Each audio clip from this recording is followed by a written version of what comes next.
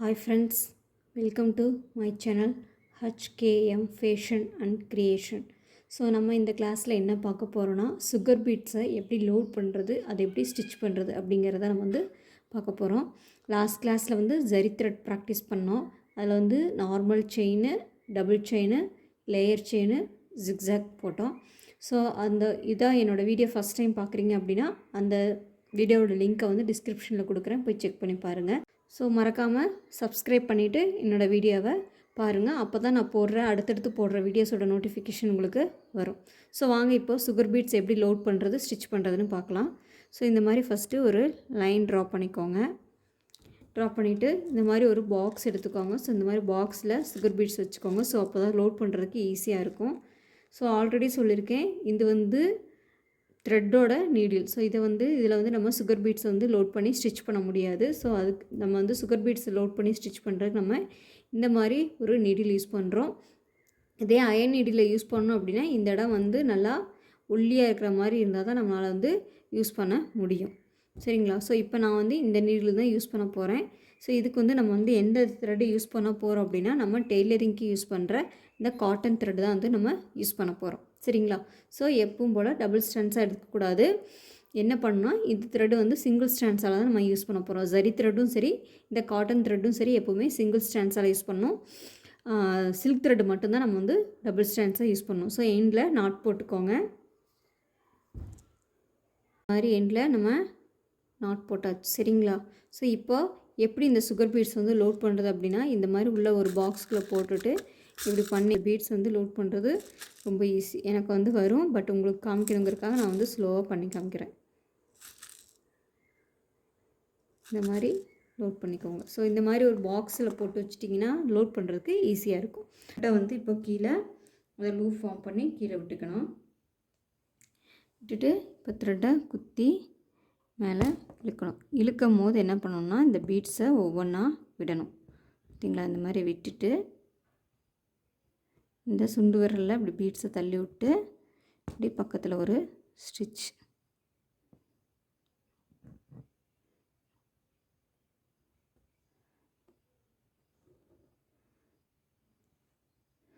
So உங்களுக்கு கன்ஃபியூஸாக இருந்தால் நான் தூரமாக போட்டு காமிக்கிறேருங்க.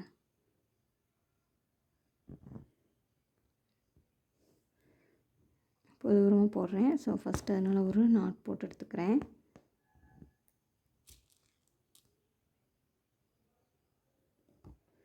போட்டுட்டு இப்படி ஒரு செயின், இப்படி ஒரு லாக் செயின் போட்டு மறுபடியும் குத்தி இப்படி. சரிங்களா? ஸோ இப்போ க்ளோஸாக போடுறேன் பாருங்கள். ஸோ அவ்வளோதான். பீட்ஸ் அப்படியே கீழே விட்டுட்டு நீங்கள் அந்த நீடியில் எடுத்துகிட்டே வரணும்.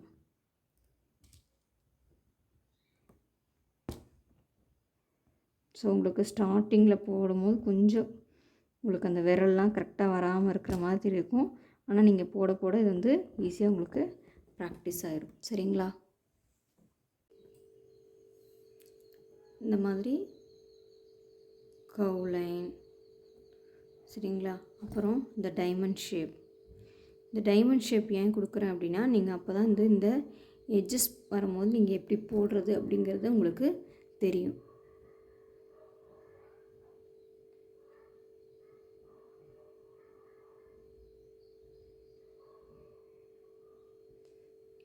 ஃபஸ்ட்டு இந்த ஷேப், அதாவது நெளிஞ்சு போகிற மாதிரி, அதாவது வேவ் ஷேப், அடுத்து டைமண்ட் ஷேப், அடுத்து இந்த மாதிரி சர்க்கிள். இந்த மூணுலேயும் நீங்கள் வந்து பீட்ஸ் ஒர்க்கை ட்ரை பண்ணி பாருங்கள். ஸோ நான் இப்போ உங்களுக்கு வந்து இந்த டைமண்ட் ஷேப்பில் வந்து எப்படி போடுறது அப்படிங்கிறத நான் உங்களுக்கு போட்டு காமிக்கிறேன்.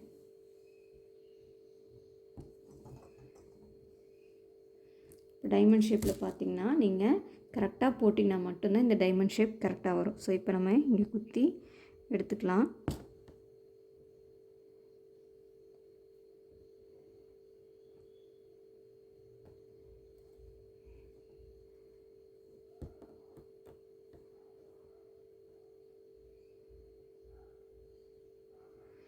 எடுத்தாச்சு. இப்போ பாருங்கள், பீட்ஸை கீழே விட்டுட்டு இப்போ ஒவ்வொரு பீடாகவும் லோட் பண்ணலாம், இல்லை சம்டைம்ஸ் 2 கூட பண்ணலாம். ஆனால் 2க்கு மேலே போகாதீங்க.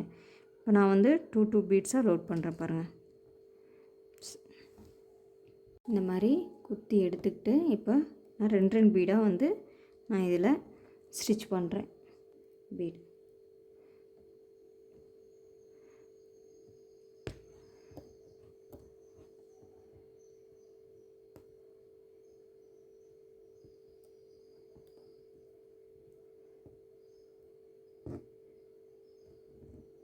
இப்போ இந்த எட்ஜஸ் வரும்போது நீங்கள் என்ன பண்ணணுன்னா, இந்த போட்டிருக்கீங்களா லாஸ்ட்டு பீட்ஸ் குத்தி எடுத்துருக்கீங்களா,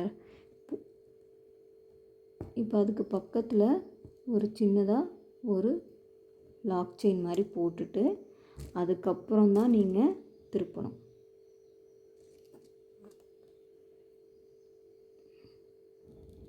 அதுக்கப்புறம் திருப்பினீங்கன்னா அந்த ஷேப் அப்படியே மாறாமல் உங்களுக்கு வரும், இல்லைன்னா ஷேப் வந்து உங்களுக்கு மாறிடும். பாருங்கள், இப்போது நான் இந்த இடத்துல என்ன பண்ணியிருக்கேன்னு தெரியுதா, இந்த லாஸ்ட்டாக ஸ்டிச் பண்ணியிருக்க பீட்ஸ்க்கு பக்கத்தில் ஒரு சின்னதாக லாக் செயின் மாதிரி போட்டுட்டு நான் திருப்பியிருக்கேன்.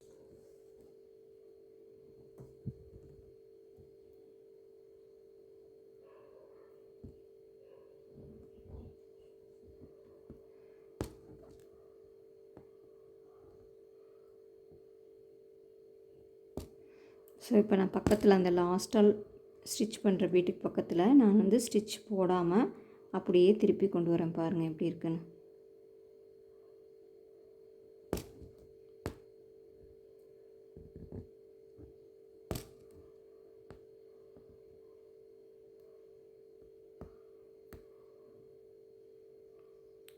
நூல் விட்டுருச்சுன்னா ஒன்றும் பிரச்சனை இல்லை, ஒரு பீடு எடுத்துட்டிங்கன்னா ஆட்டோமேட்டிக்காக நூல் வந்து உங்களுக்கு வந்துடும்.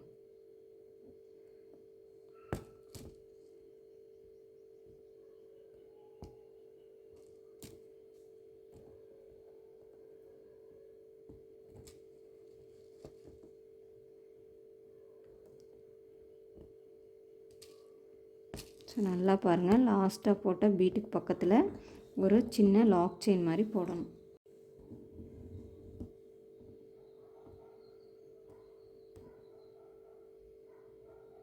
ஸோ இப்போ இந்த இடத்துல வந்து ஒரு சின்னதாக ஒரே ஒரு பீடு மட்டும் ஸ்டிச் பண்ணிக்கலாம். இப்போ ஸ்டிச் பண்ணிவிட்டு இப்போ என்ன பண்ணுறேன், நல்லா பாருங்கள், எடுத்துகிட்டு அந்த லாஸ்ட்டாக ஸ்டிச் பண்ணது பீட்டுக்கு பக்கத்தில் ஒரு சின்ன லாக் செயின்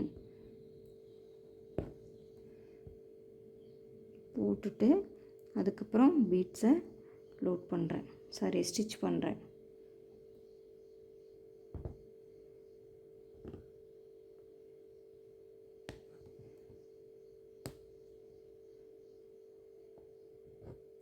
உங்களுக்கு புரியணுங்கிறதுக்காக தான் ரொம்ப ஸ்லோவாக போட்டுட்ருக்கிறேன்.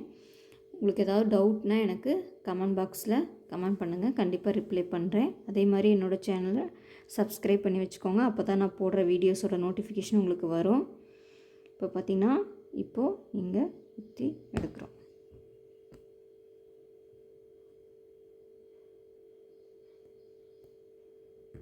சரிங்களா? ஸோ இப்போ உங்கள் ஒரே ஒரு பீடு தான் பிடிக்கும்.